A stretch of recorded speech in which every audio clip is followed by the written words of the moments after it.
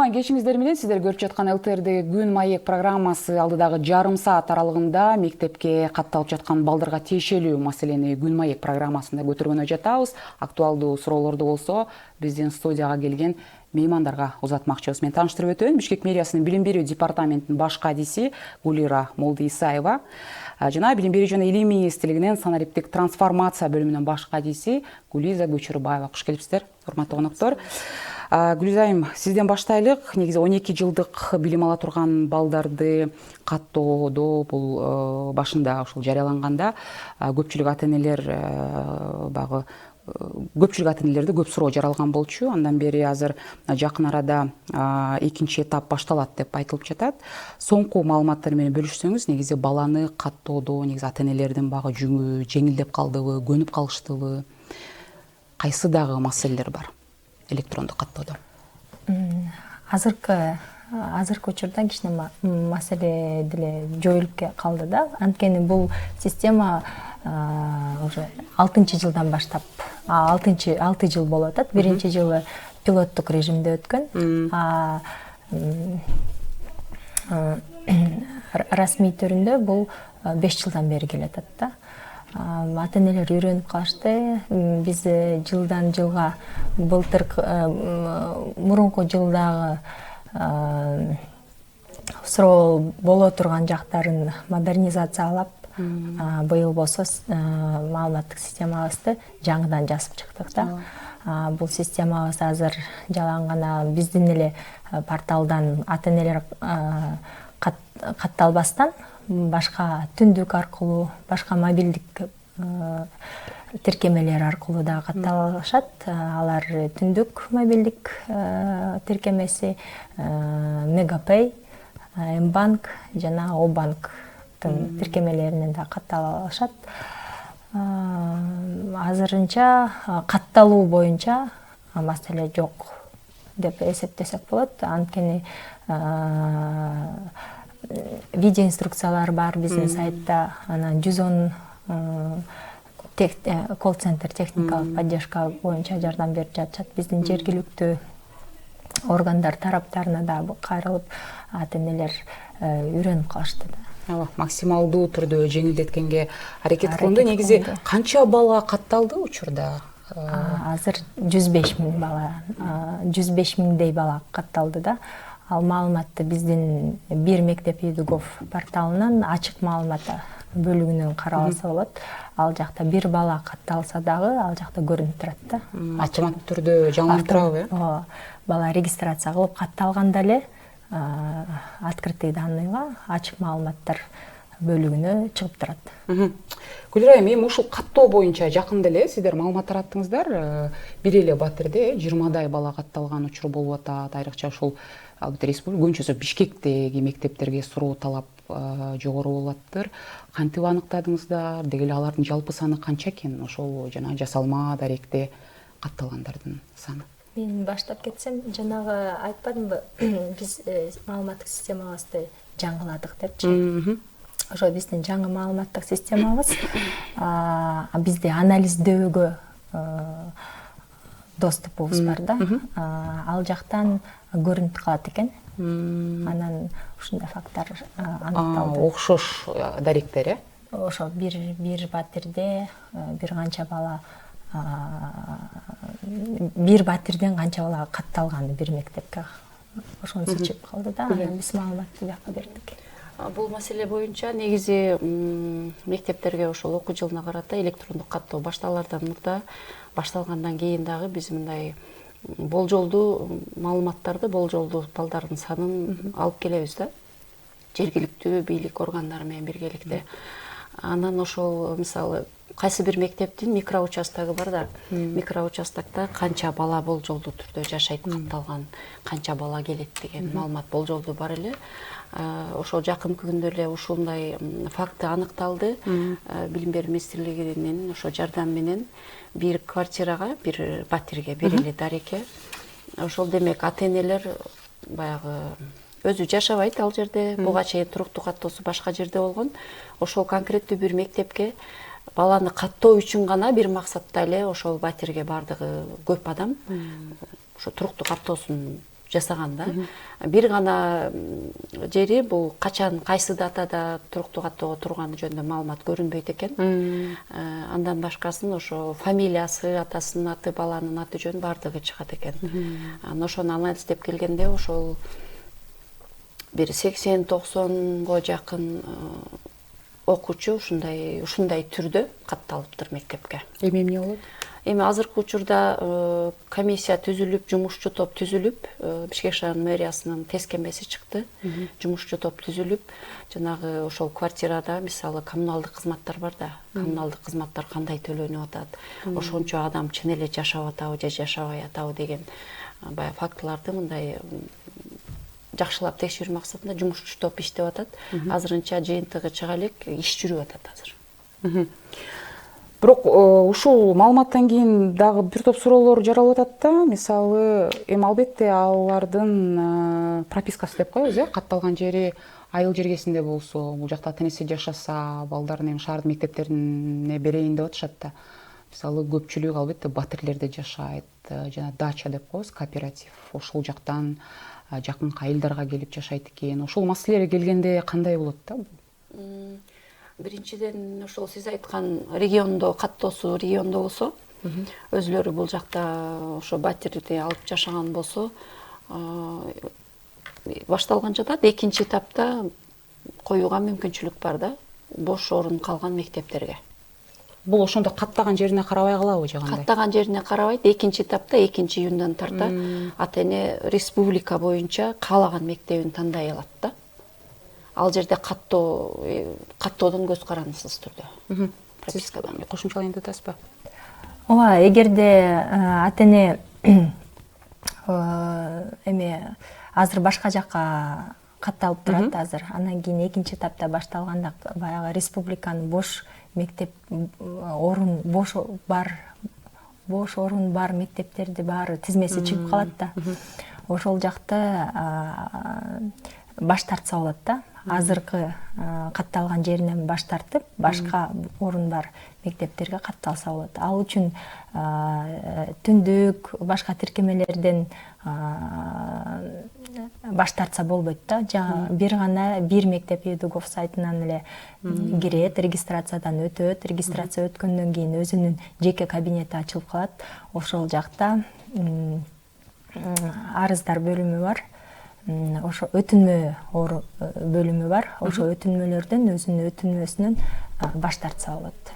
Ошондо азыр ошол ата-энелер балдарын каттоодон өткөргөн болуп атат, туурабы? Сиздер аны системадан кандай кайра чыгарып саласыздарбы же кандай? Кайра кириш керек болобу? Экинчи этаптачы? Жок, ал жакта катталган боюнча ошол эле жанагы маалыматтар сакталып калды да, туурабы же кандай? Ооба, сакталып калат. Биздин системада ар бир адамдын кадамы жазылып турат да. Анан эгерде ал бул мектептен чыгып, бул мектепке катталса, ал дагы жазылып калат. Эч качан ал четтетилбейт, системадан чыгарып салбайт. Жөн эле бир мектептен бир мектепке катталып алат да. Анын укугу бар ошонткенге. Антпесе ошондой бир пикирлер айтылып жатат. Бала мындай ар бир каалаган жеринде окуганга укуктуу да, бул багы чектөө болгону минус болуп атат деген пикирлер айтылып жатат да. Себеби дегенде мисалы бизге ошол кайсы бир мектепти тандаса, мисалы ал жакта балким үйүнөн алыс болсо да ата-энеси ошол жакта жумушта иштеген болот, бизге ыңгайсыз болуп калып атат деп атышат. Бирок сиздер айтып жатасыздар, ошол экинчи этапта бардык бошураак орун болсо баарын чачыратасыздар да, туурабы? Мисалы киргизесиздер ошол мектептерде. Ошондо мага ыңгайсыз болбой жатат деген маалда, мисалы альтернатив кандай да башка варианттар сунушталат же кааласа каалабаса да ошол мектепте окуш керек болобу? Жок, ата-эненин тандоосуна тандоо кылат ата-эне. Ошон үчүн ата-энелер ошо каттоо кампаниясы башталгандан эле пландап кайсы мектепке барат, окутуу тилин тандап, мектепке ошо сиз айткандай кандай баланын ыңгайлуулугуна, мисалы 1-2 класс, башталгыч класста бала өзү жалгыз мектепке барып келбеш керек да. Ооба. Сөзсүз түрдө үй бүлөсү алып кетип кайра алып келиш керек да. Ошол маселени карап, ата-эне эртерээк пландап, анан эгер Жанагыдай эле экинчи этапта мисалы бардык мектеп сунушталат да, анан таптакыр мектеп жок болуп калган учур жок да. Мисалы жаңы конуштарда да азыр мектептер бар. Ал конушка балким орун жок болсо же окутуп деле туура келбесе, жакынкы мектептерди тандаса болот да. Андай деле аябай бала окубай калган, таптакыр мүмкүнчүлүк жок болуп калган учур болбойт Бишкек шаарында. Азыркы учурда деле баягы туруктуу катталуусу боюнча азыр тапшырат деп атышпайбы? Азыркы убакта деле бир нече мектеп биздин порталда сунушталган да. Биздин гана порталда эмес, бардык берки тиркемелерде дагы бир нече мектеп сунушталган альтернативдүү. Ошондо мисалы Бишкек боюнчачы экинчи класста окуй турган бала гос мектепте бир болжол түрдө канча бала болуп калат? Канча класска? Экинчи класс. 24-25 миңдин ортосунда бала келет. Бишкек шаарында. Бишкек шаарында. Жалпы республика боюнча экинчи класска 100 миңдей. 100 миң. Негизи ошол биринчи аралыгы да, мындай такман эмес. Жана биринчи класска кире турган балдардын ошол жана жеткинчек бала бакчаларынын имаратына окуш ыктымалдыгы айтылган эле да. Бул сан кандай болуп экен? Быйылкы жыл бир аз өзгөчөлүнүп жатпайбы? 2 классты алып жатабыз да. Биринчи класстарды азыркы учурда биз кайрадан анализдеп жатабыз. Мектептердин колдон келишинче ошо бала бакчанын имаратында эмес, мектептин имаратында жайгаштырганга азыр колубуздан келишинче иштер жүргүзүп жатабыз. Эгер балдардын саны ошол фактически жашаган балдардын саны биз күткөндөн да көп болуп кетсе, анткени өзүңүз билгендей ички миграция бизде аябай активдүү, өзгөчө жай күз айларында көчүп келгендер болот. Анан каттоого дагы жетишпей алган ата-энелер болот, сентябрда келген ата-энелер болот. Каттоо жабылгандан кийин ошондой маселе жыл сайын болуп келе жатат. Эгер таптакыр эле батыра албай калсак, анда жакын жайгашкан бала бакчалардан имарат бөлмө издейбиз. Бирок окуу жылы башталганга чейин маселе чечилет. Бул кайсыл райондордо болушу мүмкүн? Мисалы кандай тандалат дейм да, ошол жана биринчи класска бала бакчаларынын имаратына окулуп калышы мүмкүн деген ыктымалдуу. Ошол жерде мектептин долбоорлук кубаттуулугунан, анан балдардын санынан. Анан көбүнчө жаңы конуштарда ошол батирлер көп да, батирлер көп. Ошон үчүн ошол жакта жашаган балдар мисалы учетко да алынбай калган да, МТУ тарабынанчы. Качан келди, качан кетти белгисиз болгон үчүн августтун аягында мындай массалык түрдө ата-энелер кайрылганда жайгаштырыш керек болот да. Негизи жанагы ошол түндүктөн болобу же башка жанагы тиркемелерден катталып аткан учурда жана кыргыз тили жана орус тили деп тандоолуп атпайбы? Ошондо жок, мен жаңылышам, кыргыз тили деген эле бир эле пункт бар, туурабы? Же орус тили боюнча дагы вариант каралды беле? Мисалы, кээ бир ошол катталган ата-энелер айтылып атат да, мен байкабай ошол нерсени басып алыптырмын деп, анан кайра артка басканда ал баягы өтүмө жиберилип калды да, анан өзгөрткөнгө болбой калат экен го. Ошол маселе боюнча дагы башында эме болду эле да. Орус тилдүү жок, андай болгон эмес. Башталышында мындай болгондо, ал жакта мындай тала турат да. Анан тилди тандоо дегенчи. Анан кыргыз тил деп мындай жазылып турат, кыргыз тил деп. Анан ошону басканда астында орус тили чыгат да. Дароо эле эми биз орус тил деп койгон эмеспиз да, кыргыз тил деп койгонбуз. Ошону басканда анан экинчисин андаш керек болчу. Ата-энелер ошону тандабай эле автоматтык түрдө басып автоматтык түрдө бастырып салган, анан кийин биринчи класс болуп калган, анан кийин экинчи жолу ал ата-эне кыргыз класс экенин көрүп, анан кайра ошо түндүктөн ат менен кылабыз деп эметкенче ал жакта место жок калат да, орун жок болуп калат. Анан ошол учурда ата-энелер ушуну кайрылып атышат да, силерде деген ушундай талааңар тилди тандабаш керек, тандаткан жок деп да. Чындыгында ал кнопканы басса, астында эки тил тандоо болот да. Эмне болот эми ошондой мисалы өзгөртүүгө мындай мүмкүн болбой алган учурда? Мисалы орус тилдүү баласычы өзгөртсө болобу азыр же кийин мектепке барганда эле ал маселе өзүнөн өзү чечилиши мүмкүнбү? Ал эгерде орун жок болуп калса, орун котороюн десе, алмаштырайын десе, орун жок болуп калган учурда бизде азыр байрам менен макулдашуулар жүрүп жатат. Биз кошумча дагы бош орундарды сурап жатабыз мектептерден. Ошол убакта өзүнүн бирок деген могу баш тартууну бир гана биздин бир мектеп Едуговтан кылат да, өзүнүн жеке кабинетинен. Ошо жеке кабинетине кирет, азыркы өтүнмөдөн баш тартат, анан орус класска бош орун бар болсо кирет да. Ал эми азыр канча күндө чечилет. Биз да Билим берүү министрлигинин официалдуу расмий сайттарына да жайгаштырабыз ошол маалыматты, качан кошумча маалыматтар ачылары.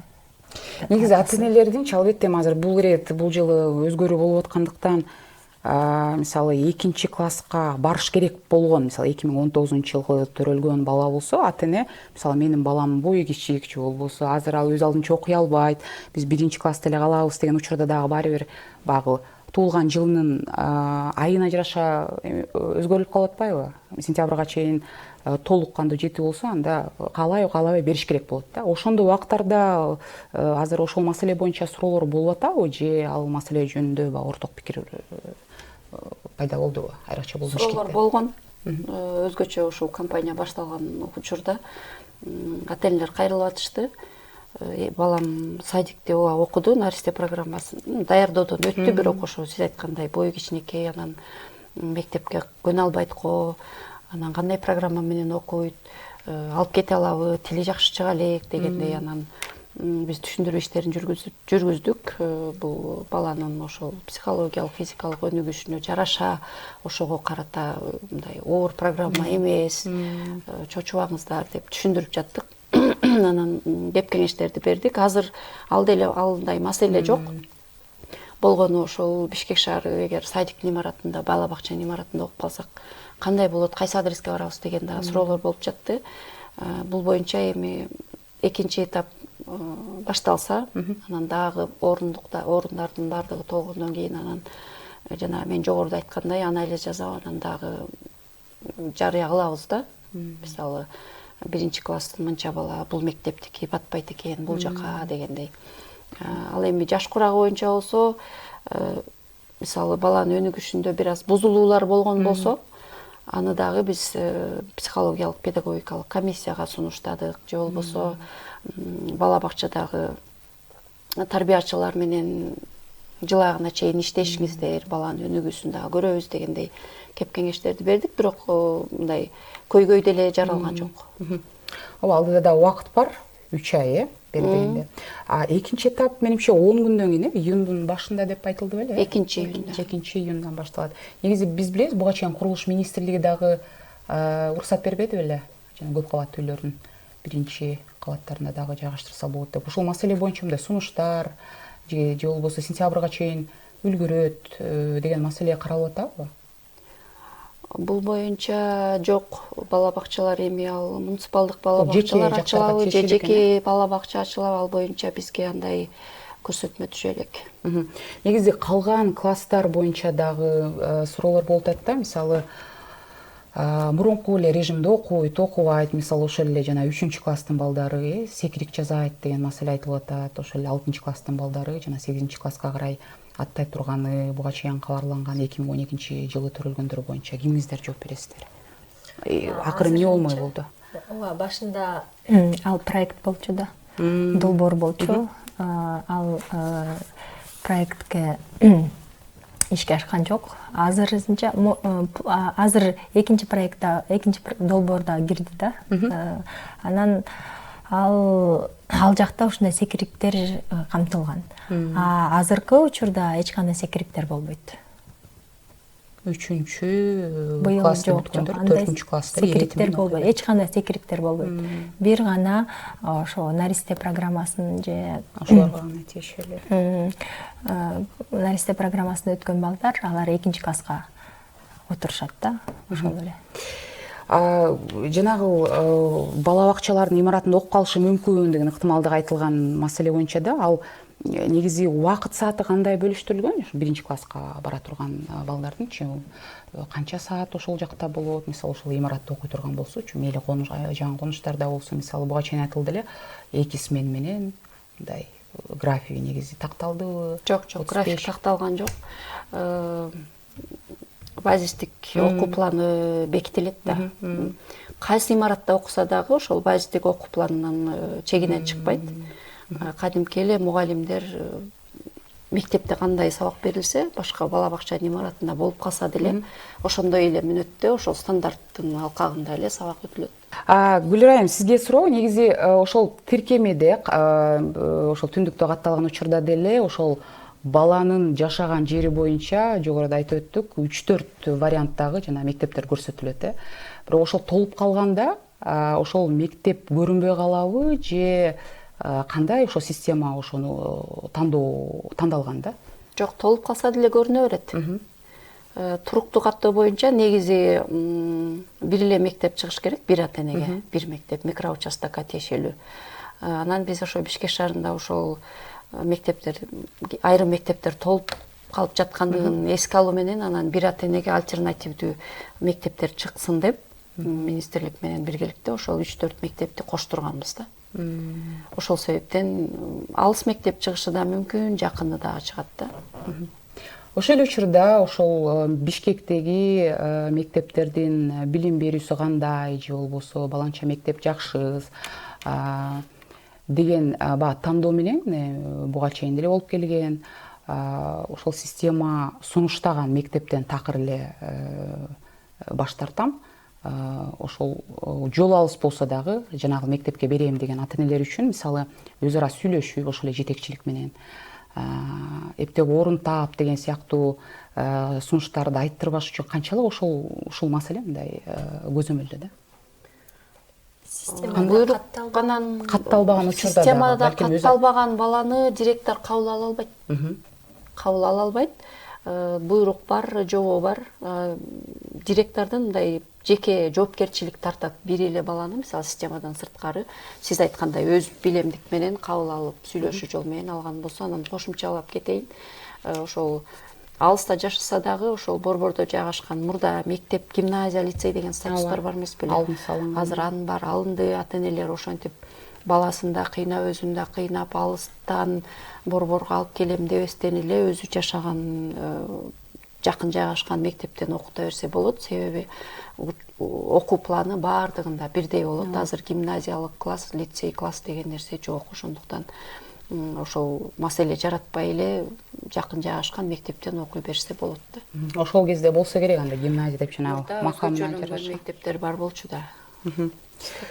Урматтуу коноктор, ыраазычылык билдирем убактыңыздарды бөлүп бизге келип бергени үчүн. Мен телекөрүүчүлөр үчүн кайталап өтөм. Бүгүнкү коноктору Бишкек мэриясынын билим берүү департаментинин баш кадиси Гүлира Молдоисаева болду жана ошондой эле билим берүү жана илим министрлигинин санариптик трансформация бөлүмүнүн башкы адиси Гүлиза Көчөрбаева болду. Сиздер болсо ЛТРден Күн маек программасын көрдүңүздөр. Аты жөнүм Айгерим Жанакул. Кайрадан эфир аркылуу амандыкта көрүшөлү.